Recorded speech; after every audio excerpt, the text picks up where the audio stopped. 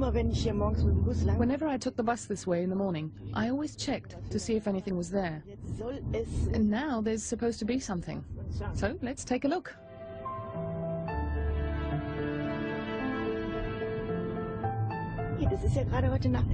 This just appeared last night. We just heard about it, so it was discovered today. And because the field is likely visible from the road, a lot of people have probably seen it. Sometimes you can't really see it if the ground isn't entirely flat.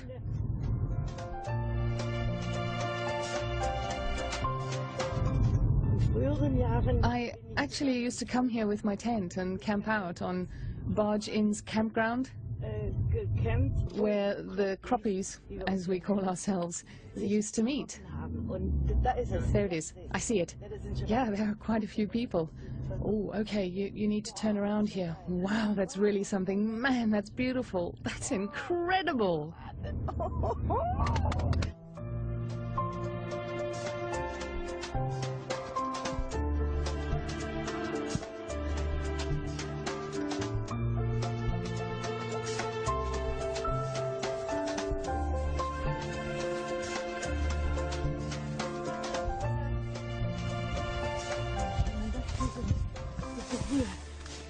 It's like a wall. It's really stiff.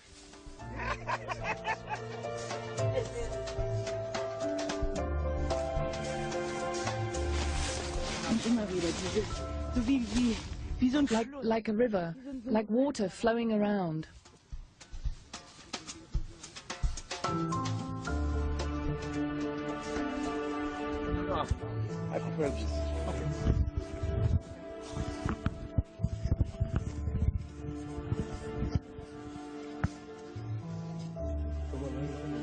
I got a phone call this morning from Charles from the Science Circle Cafe telling me that this was here, and then I ring other people and they ring other people, and in the end we all know about it. So your first impression?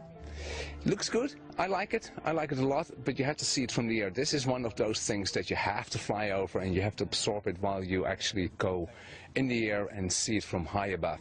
Your next steps? Is get a plane and fly.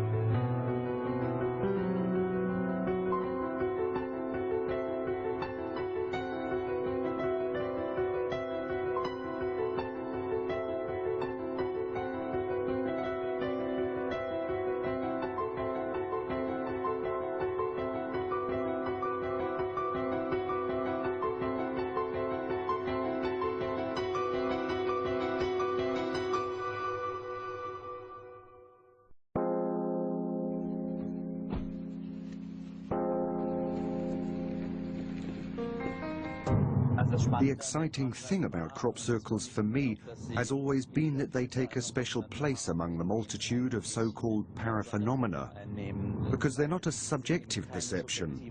They aren't a vision that's only seen by certain people or that can only be seen by certain people. They're not like some short-lived phenomena that fly away or disappear. A crop circle appears in a field and it's there. Nobody can stand there and say, I don't see it, it's not there. That means everyone can visit and investigate it. Everyone can experience the crop circle for himself. It's a part of our reality.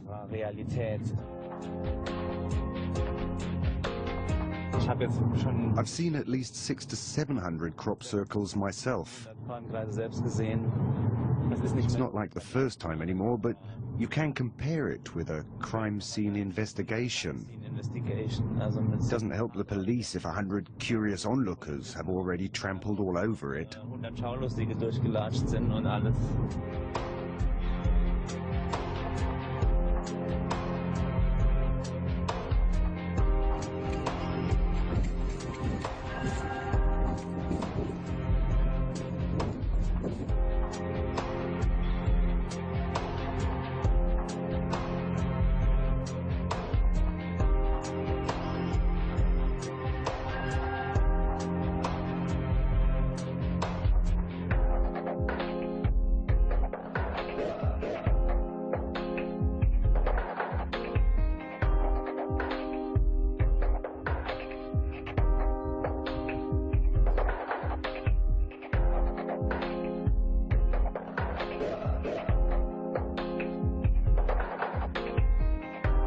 These circles are standing upright all over the place.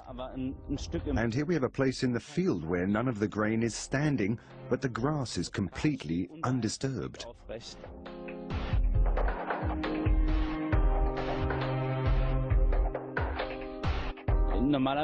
I would say that if someone stamps all over it in the middle of the night, they'd hardly distinguish between grain and normal grass. We've also had other cases where non-native plants are in the field and are left untouched. This shows that whatever affected this type of grain practically conforms to the resistance given by these plants.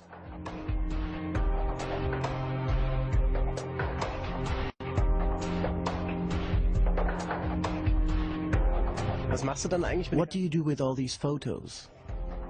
They are archived and some of them are geometrically evaluated. Diagrams are also made on the basis of aerial photos. Books and calendars are made, but that's essentially a side effect. It's primarily all about documentation.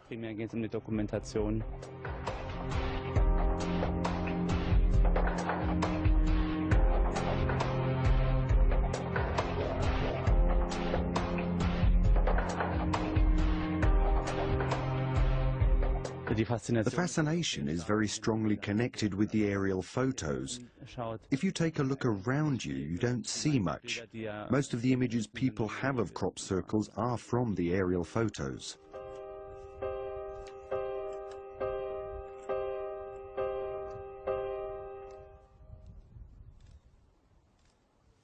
The most important question for crop circle research is whether there is a real phenomenon, meaning something not made by the hand of man. And we've come to the conclusion that yes, this is clearly a real phenomenon, and it can be proven. There is a whole range of indicators and hard evidence that satisfies even the most stringent scientific standards. We started testing crop circles all over the world. By now, I would guess that at least 350, maybe if I haven't counted them, maybe it's 400, that we have sampled in 8 different countries, 8 or 9 now, including Australia, Israel, Canada, the United States, Germany, the Netherlands.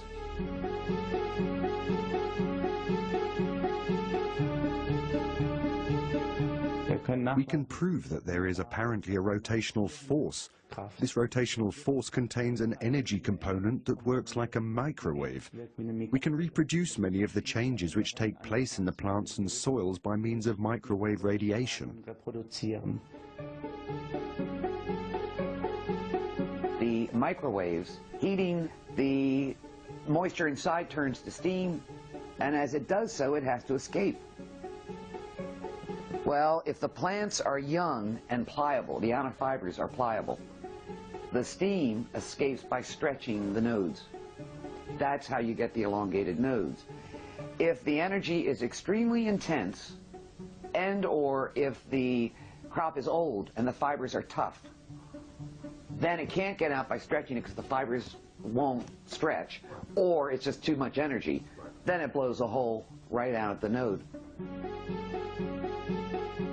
Die If we see it as a simple circle, the extent of the damage to the plants decreases as you go from the center to the edge. And that's exciting because we can, in principle, deliver the proof that we're dealing with electromagnetic radiation here. The so-called Beer-Lambert principle, the effect of electromagnetic radiation on matter. In this case, represented in plants. And we can see here that the changes in the points in the center are the strongest, and they gradually decline outwards to the edge of the circle. And that is, in any other scientific research, clear evidence of the effect of electromagnetic radiation on matter.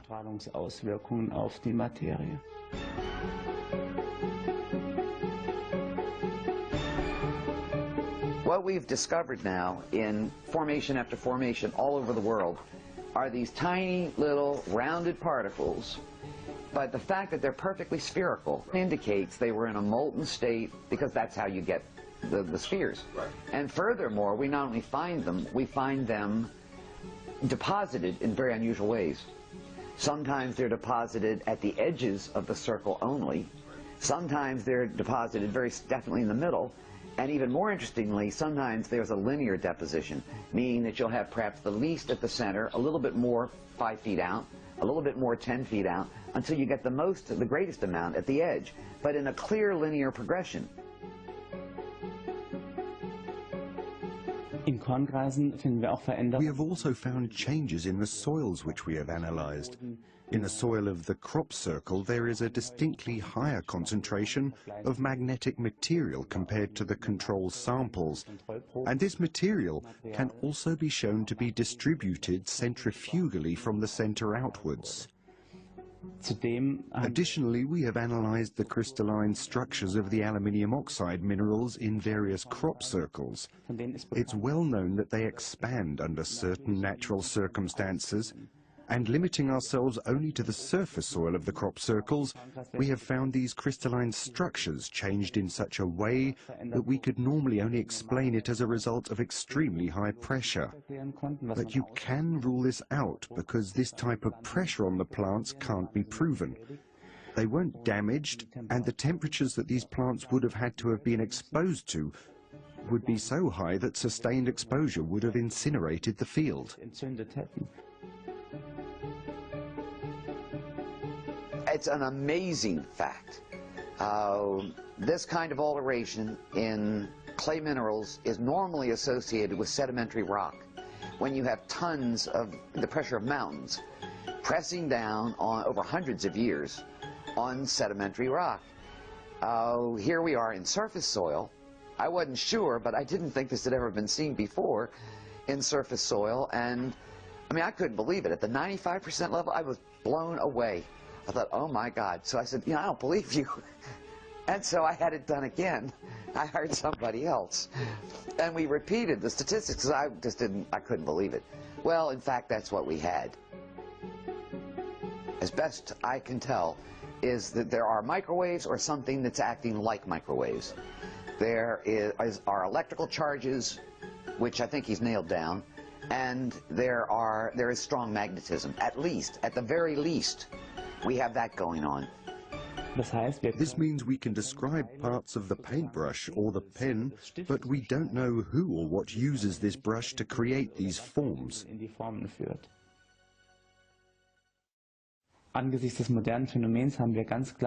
view of this modern phenomenon, we very clearly have a geometric evolution, from simple individual circles to systematic orderings, groupings of multiple circles, ring systems, all the way to pictogram-like patterns which have become much larger and more complex. We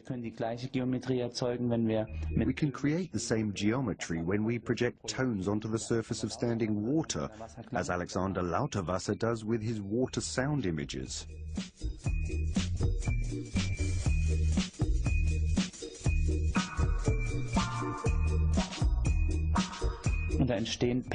Perfect patterns, as though they were created by a compass, arise, which we can see not only in very complex crop circles, but also in nature's diversity.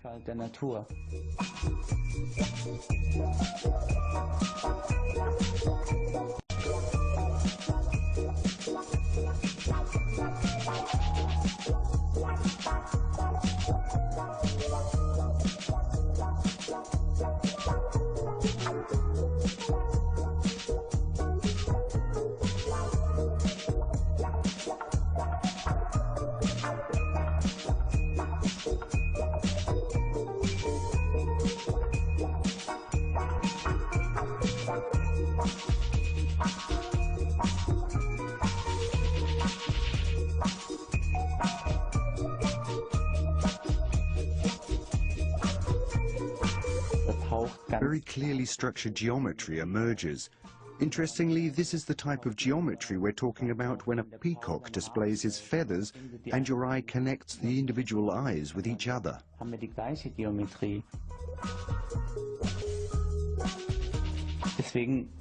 That's why the question remains for me, is it possible that the same phenomena, the same stimuli that create a flower, the forces that ensure that the peacock's feathers conform to this proportional and aesthetic picture, also interact with what creates the crop circles?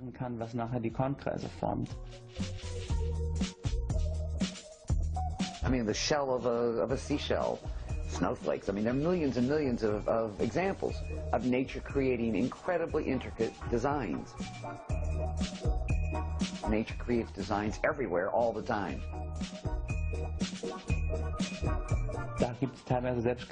There are also very complex crop circles that nevertheless take on nature's language of shape and form. For this reason, one could pose the theory that we're dealing with an as yet unknown natural phenomenon that possesses components that we don't understand. How are things whose geometrical equivalents are found in the diversity of shape and form of nature's bounty geometrically carried over into a field as a crop circle? We see this in crystalline structures, in the formation of a blossom or of a beehive, for example. So I can imagine that we have various sources of what we call the crop circle phenomenon.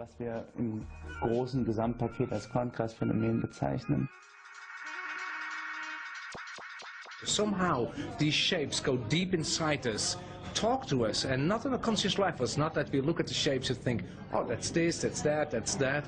But on a subconscious level, the big question is, what are they doing there? And what are they supposed to do?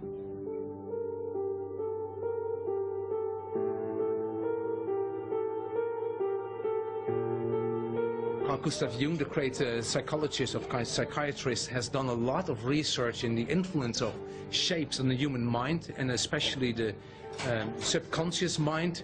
And I see lots of connections between his work and what I see in the crop circles. So I think there's, in the crop circles, is something going on like subliminal messages that is used in advertisements in a very bad way to try to maneuver people in buying things that they actually don't want to buy. I think the crop circles do it in a very positive way, in subliminal level, talk to us, help us to make the next step in our evolution, our next necessary step we have to take. We experienced over the last years that what people are thinking, that will be imprinted into the fields. We were discussing the form of the Malteser cross, for example. One day later, it was appearing in the field. We were discussing whether or not this could have something to do with earth magnetism. And in that very night, just behind our bed and breakfast address, there appeared a huge formation which was showing a magnetic field with two poles, a north and a south pole. The question, what crop circles tried to point out to us, is about at the same level as what is the meaning of life. It's a very difficult question. Lots of people ask, why are we here, what are we doing here, what's the meaning of life? And there will be a true purpose, and somehow, seemingly, in my opinion, we need help to see that. We all want to know that. It's a strange thing that we have all this urge in our inner self to know from what are we doing here? Where are we going? Are we going some way? And I think the crop circles help us to understand that, what our true purpose is, and assist us to actually get to that point. I came to Wiltshire, and this was the very, very first crop circle I saw. The very first one I walked through. Now my background is mathematics. I study mathematics, so when I saw this, I thought, wow, I know this, because this is Pythagoras. The geometry that's behind the crop circles is exactly the geometry that you will use as a human when you would try to reconstruct them. So when you use a compass and a straight edge, but you're not measuring anything, you're just purely constructing, then you will see you can make these crop circles by pure construction techniques. And the interesting thing is that when you do that, you will see that the crop circles have skipped certain steps. So in a way, they follow our mind, the human mind, because they use the same way as we would use geometry. But on the other hand, they skip little steps to tell actually, if we want it, we don't need this. It's just to show you that we have a connection. There's something going on between you and us. And that's why we skip these steps, but on the other hand, we follow your way of thinking and your way of working. And I find that very intriguing.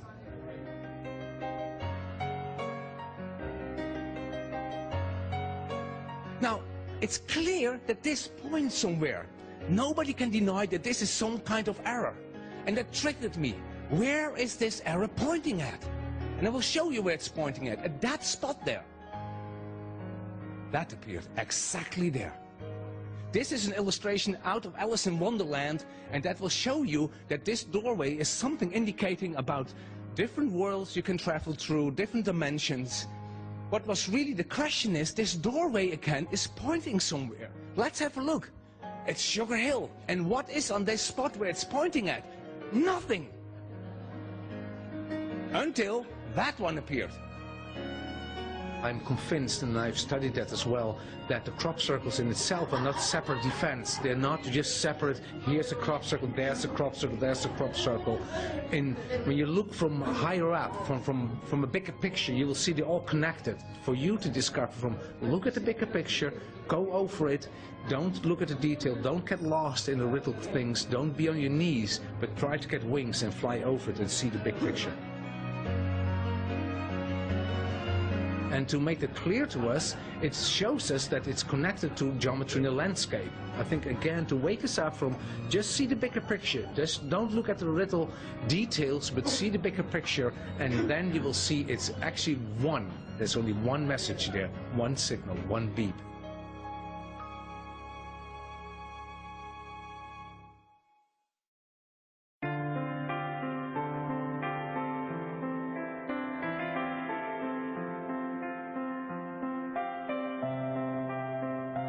This is a crop circle that appeared on the 1st of June 2008 near Barbary Castle. Because of the terraced spiral formation, it has a very clear relation to a crop circle near Barbary Castle in 1990. It really stands out in that it is divided into 10 equal parts. First, we have in the first curve 3 layered segments. Then only one is layered over the others. Then we have 4, 1, 5, 9 segments, 2, 6 segments, 5 and 4. And then we find a number we can read, and that is 3.14192654. Even with the decimal point in the right place. And if you are so inclined to read it this way, there are even 3 circles at the end, which serve to emphasize the infinite nature of this number. In principle, when you see this, it is exactly what you could imagine when you think of how intelligent messages can be sent in the form of geometry.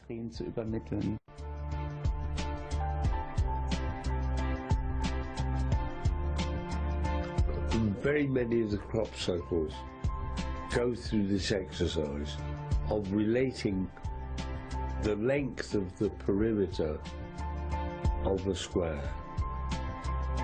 to the precise circumference measurement of a circle. This is squaring the circle. The interpretation of pi is another matter, but let us establish the basis that is saying pi. Can't argue it. Now, you know my interpretation. My interpretation would be that pi is the key to a mediation between the square material world and the circular world of spirit. The square, traditionally, in many cultures, represents the earth. Solid stuff. And the circle represents heaven, God, the divine. And the problem has always been how to bring the earth nearer to heaven, or how to bring the square nearer the circle. Simple as that.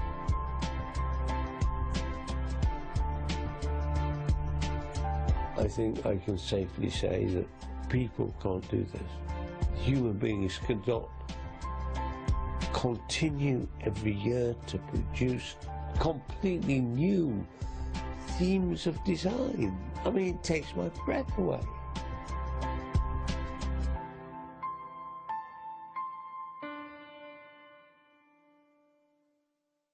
The night this formation came down, it was windy. This is a high altitude location. This takes a battering by the weather. So anyway, we were with two other researchers. We were the first little group of people to come in here. No footprints, no mud, no no broken plants. All the centers were perfect. No sign of human activity or entry into this field. It seemed almost impossible that that could be the work of, a few humans going out and smashing the plants down with pieces of wood. It just seemed far too sophisticated, far too perfect. Some of these designs, you couldn't draw them out on a piece of paper freehand or with a desk lamp, let alone, 1,000 feet wide in a wheat field, in the dark, in the rain. Sometimes it just seemed impossible.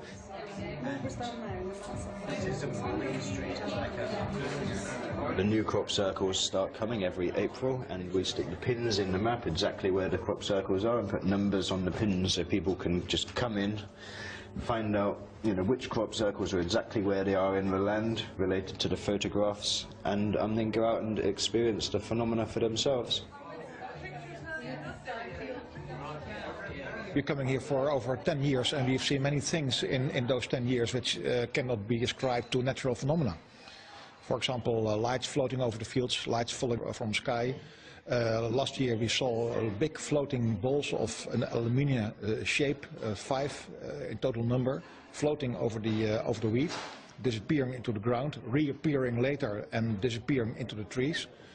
We made photographs of that, so we think that for a part of the crop circles are most likely man-made, but another part is, to our impression, not. Start missing, and then it's something more special. Right. If it's more than semicircles, that's a real. I mean, on one particular occasion, I was camping somewhere not far from this area, actually. It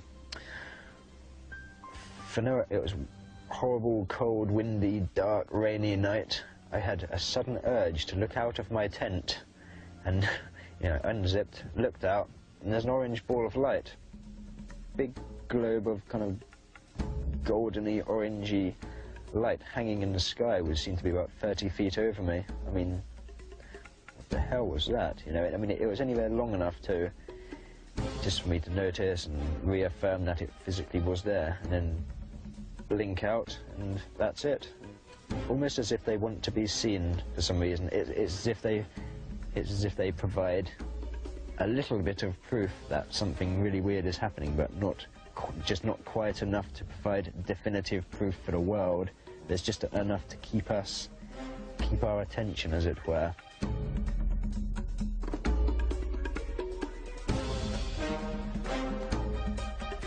And it was July the 26th, 1990, about 4 o'clock in the afternoon. I was just basically walking across the downs to look at the crop circle from the hill.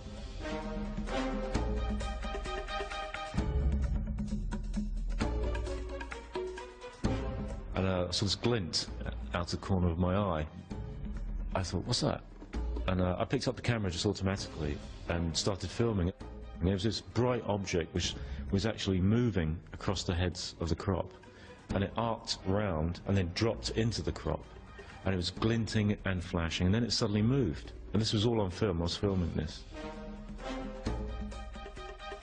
Could people make these formations in the middle of the night with the hours of darkness only about 4 hours before it gets light without getting spotted? If people make them all, then you have to explain why the balls of light. You know, why do people have these experiences?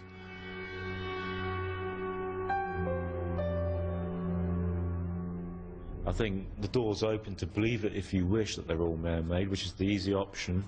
The more difficult option is they're not man-made, and it's something else that we don't understand. I mean, I think, in my personal belief, that most of these formations are real. When I see them, I am absolutely amazed by them. What do you think?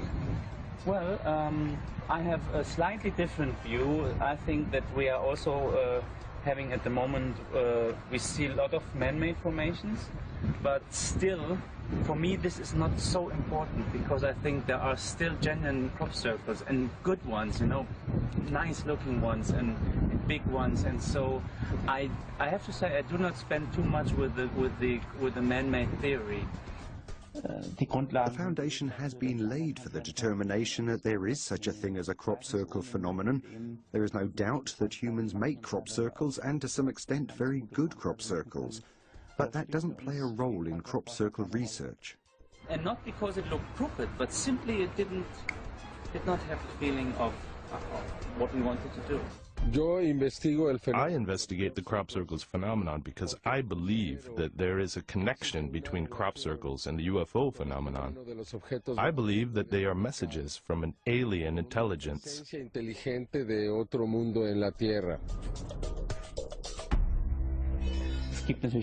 There are again and again crop circles that contain clear messages. For example, the crop circles of Chilbolton, which were an unmistakable answer to the message that we sent into outer space via the Arecibo radio telescope in 1974. It was something of a greeting card from the Earth, upon which details about ourselves were given. The decimal system, our solar system, where the message is from, what we look like, our population, information about our composition, our DNA. And in 2001, there was a crop circle that took up this pattern exactly, but transposed and translated it into an answer. So we have the same decimal system, but we have a different DNA composition. There it's in the form of a triple helix, whereas it's a double helix for us. We have a perception of a physical structure of that which gives us the answers. We have a different population, a differently represented solar system, and we also have another form of the unit of communication, which we have expressed as the Arecibo transmitter.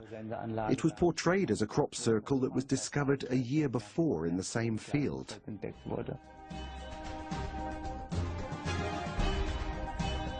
That is a clear and direct message. It's not a question of interpretation, only of translation. I'm very fascinated myself. And a year later, in 2002, this form appeared with a disc, which also contained a binary code. These two figures give me the impression that somebody wants to communicate with us. Me demostraron a mí que había intención de comunicación. Okay. Well, maybe he's a nutter. He looks pretty weird. but anyway. Can we ask you a question? Yeah, of course. In an unwork-related capacity. So I have to hide the microphone. So what are you going to report this afternoon? I'm just going to report the truth, what people tell me. I'm not really going to have an opinion. I'm going to say I went to the crop circles, I saw them, and then I'll have the voices of the people I've interviewed and the photos we took, and then people can make up their own mind. But we'll tell people where they are, and if they want to come down and see them, they can.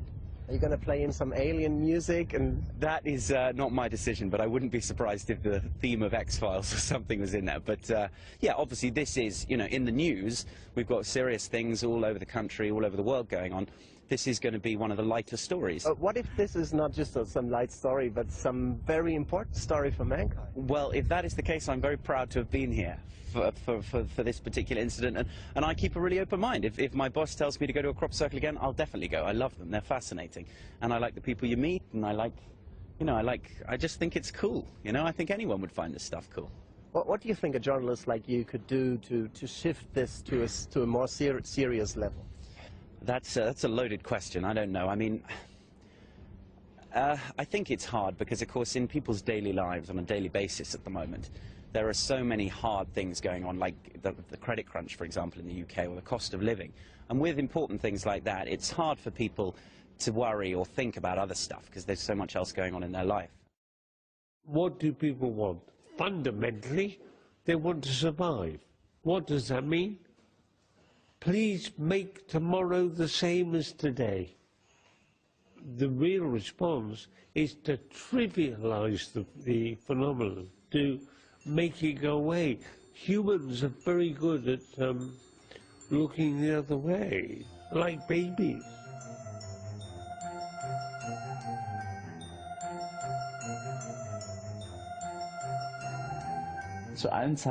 People have always been familiar with fields, especially in rural areas. They knew what it looks like when a deer had run through a field or when the wind had blown sections down, and then patterns apparently appeared again and again, which didn't correspond to those characteristics. And in order to understand them, to describe them, they were turned into a mystery. The public interest has only become aware in the last 30 years, but we can trace the phenomenon much further back. The first documents are from the year 1590 and describe crop circles in the context of witch trials in Lorraine. And above and beyond that, we find descriptions of what we call crop circles today in fairy tales and in the lore of cultures around the world. You can see this already in the example of the mowing devil. It's a leaflet from the year 1678. The story of a poor peasant labourer is told who demands a higher wage from the rich landowner to harvest a field. The landowner responds that maybe he should let the devil do it, and that night the field was observed to be in what appeared to be flames. It glowed. The next morning the landowner found his field in the same condition as the devil would have mown it. Circles had been laid. According to the report, every stalk lay so exactly next to the other that it would have taken a human a lifetime, but only a night for the devil.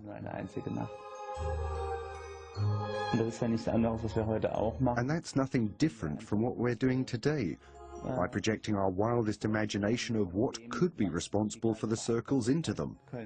And the devil of then is, of course, the aliens of today.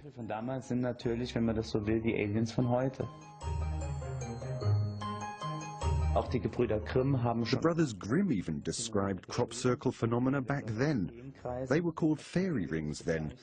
Many people camped out on the field, awoke in the night and hoped that something would happen, but were then driven away by heavy thunderstorms and the appearance of lights. And then swans flew down and shed their feathers.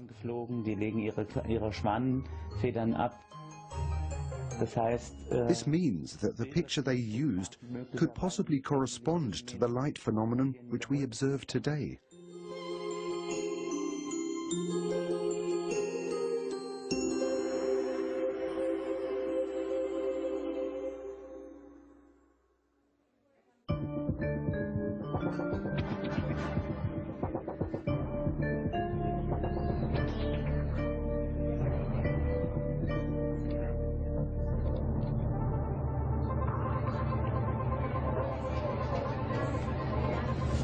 From here, you can see in almost all directions, there's a small amount of woods right to the south of us. So you'll see some trees behind us, and then you can walk all along the top of the hill, and you can see well off to the east, to the north, and to the west here. And I think there'll be enough light, your eyes will be adjusted, but you'll see there's no light, which is really great in the Valapuzzi. There's only one farm light, and so it's really, it'll be dark, quite dark.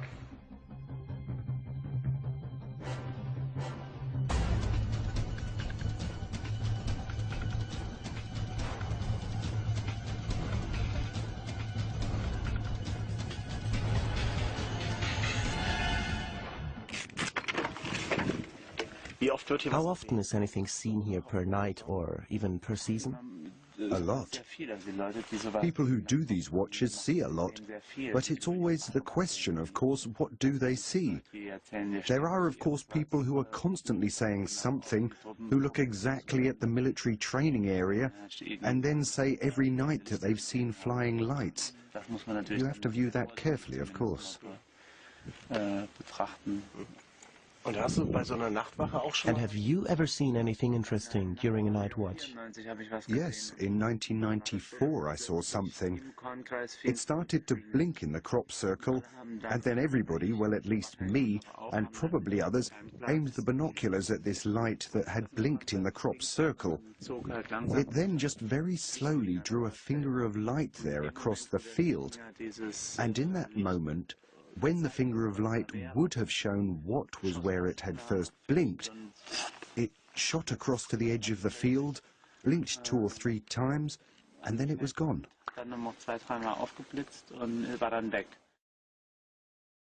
One formation which especially impressed me was a message that everyone in Mexico would have understood.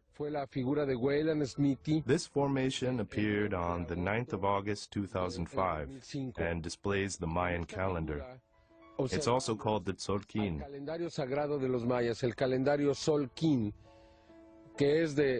It has, among others, a 20-day cycle, which is arranged outside in this figure. On the inside are the 4 seasons, each with 13 weeks.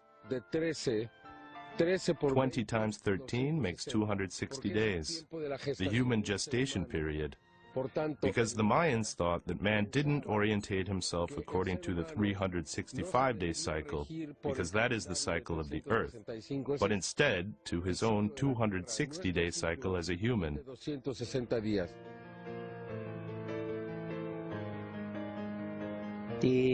The noteworthiness of the Mayan calendar systems is especially interesting because they don't exhibit an open counting system, instead only a closed one.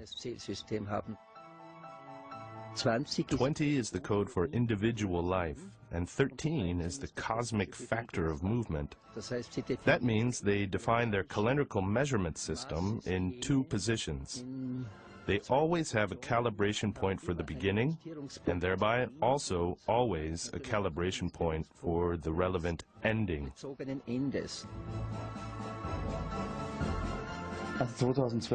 2012 is a big topic.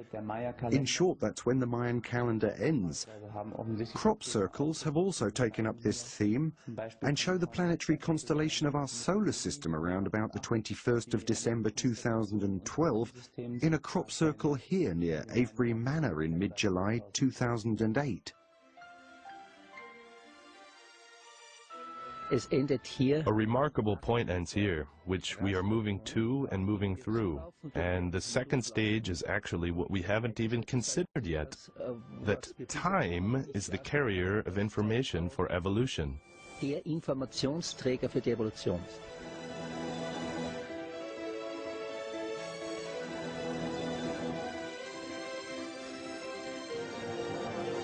In a certain macro structure, we could say that we are moving through a 4th main stage of evolutionary development.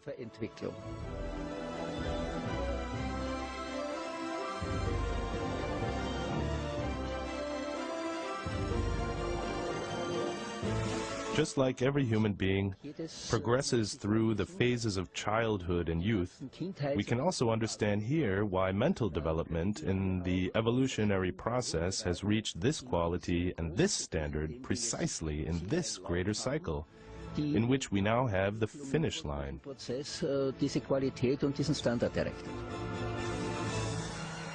This means that it is fascinating, but nothing extraordinary, to people who have come to an understanding. People who understand that reality is multidimensional anyway, when information from another plane copies itself onto our scene.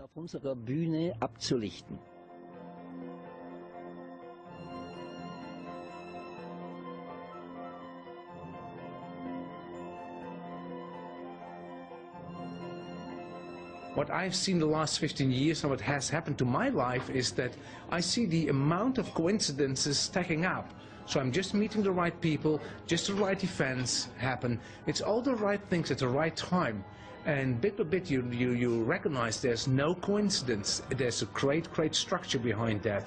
And somehow you're very carefully led into the right direction in this whole strange world. And these patterns help that, do that actually. Talk to you inside.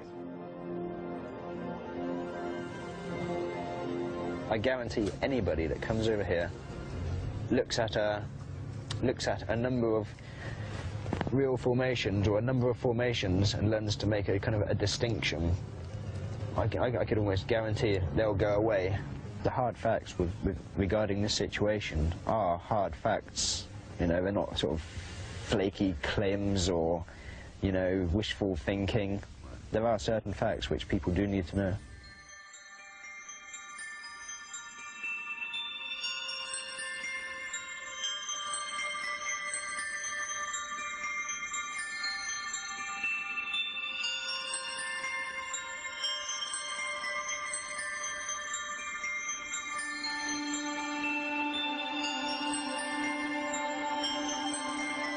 Now realize this formation is pretty close to the white horse. Now imagine you would make that yourself. You would actually put it closer to the white horse. It's amazing that it is in this beautiful spot, but still is a little bit away from the white horse, like it's showing respect to it. Even though when I would have made it, I would have made it much closer to the horse. So that's an enigma in itself, actually.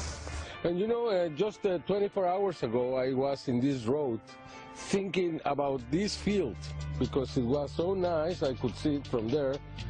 That would be very nice to have a formation here. It was not here yesterday, it happened overnight. This woman who lives up in the B&B, who runs a B&B out there, yeah.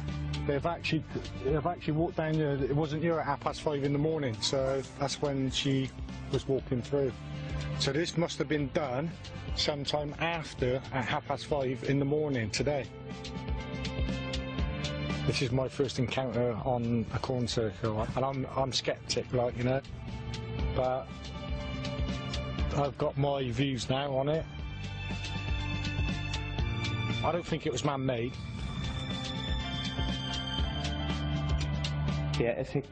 Through crop circles, the effect would be that people change their way of thinking, that they open themselves to the unknown and the unusual.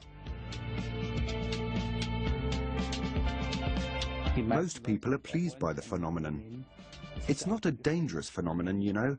It doesn't radiate any kind of threat, no violence. On the contrary, it's something beautiful. You're outside in nature. It doesn't matter what you do with it, whether you see aliens in it or messages from nature. It's not primarily about that, but simply an invitation to think differently.